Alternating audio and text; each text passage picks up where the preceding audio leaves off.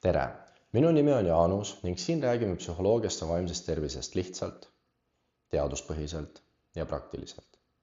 Eelmises videos rääkisime üksindusest ja sellest, miks võib inimene tunda ennast üksikuna ka siis, kui teised on tema ümber.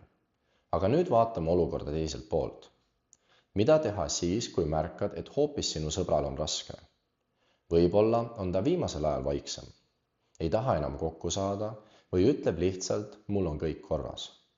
Aga sulle tundub, et tegelikult ei ole. Kas peaksid midagi ütlema? Mida üldse küsida? Ja kuidas aidata nii, et sa ei teeks olukorda kogemata veel ebamugavamaks? Kõigepealt üks oluline asi. Sõbra toetamiseks ei pea sa oskama tema probleemi lahendada. See võib tunduda iseenesestmõistetav. Aga kui keegi räägib meile oma murest, hakkame sageli kohe lahendusi pakkuma. Me võime öelda neile näiteks, sa peaksid lihtsalt temaga rääkima, ära mõtle sellele, mine trenni, küll läheb paremaks. Me tahame aidata, aga teisel inimesel ei pruugi sel hetkel lahendust vaja olla. Ta võib vajada hoopis seda, et keegi kuulaks. Kujuta ette, et sõber ütleb sulle, mul läks eksam halvasti ja ma ei tea, mis nüüd saab. Sa võid tahta kohe vastata, ära muretse, saad järgmine kord paremini.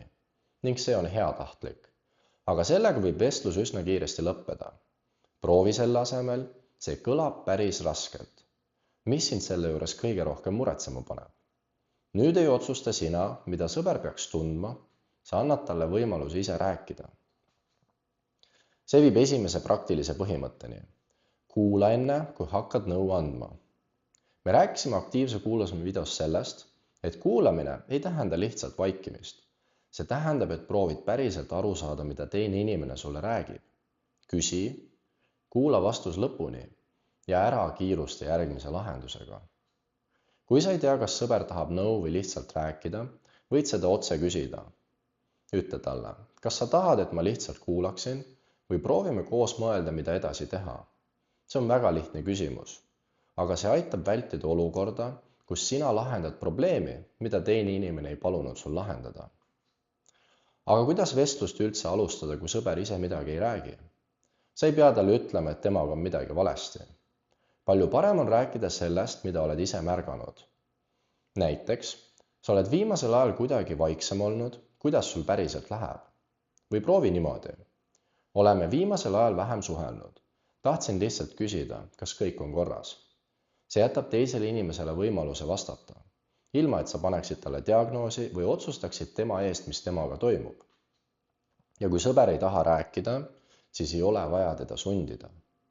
Võid öelda talle, olgu, kui sa kunagi tahad rääkida, siis võid mulle kirjutada. Mõnikord on juba teadmine, et keegi on olemas, väga oluline. Sa ei pea saama kogu lugu kohe teada. Toetamine ei pea alati tähendama ka pikka ja sügavat vestlust.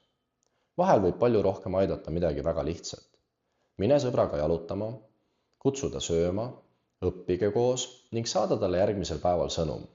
Kuidas sul täna läheb? Üks vestlus võib olla oluline, aga sageli annab kõige rohkem just see, kui inimene näeb, et sa ei kadunud pärast esimest vestlust ära. Siin on aga piir, mida on oluline teada. Sina oled sõber, mitte terapeut. Kui sõbral on pikemat aega väga raske, tema igapäevaelu hakkab kannatama või sulle tundub, et olukord on tõsine, ei pea sa seda kõike üksinda kandma. Võid aidata tal leida inimese, kes oskab professionaalselt aidata. Näiteks koolipsühholoog, nõustaja, perearst või mõni teine spetsialist. Võid aidata enda sõbral otsida kontakti või minna temaga kaasa. Toetamine ei tähenda, et kogu vastutus jääb sulle.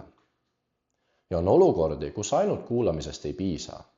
Kui sõber räägib, et tahab endale viga teha, ei taha enam elada või sul on põhjust arvata, et ta võib olla vahetus ohus, võta seda tõsiselt.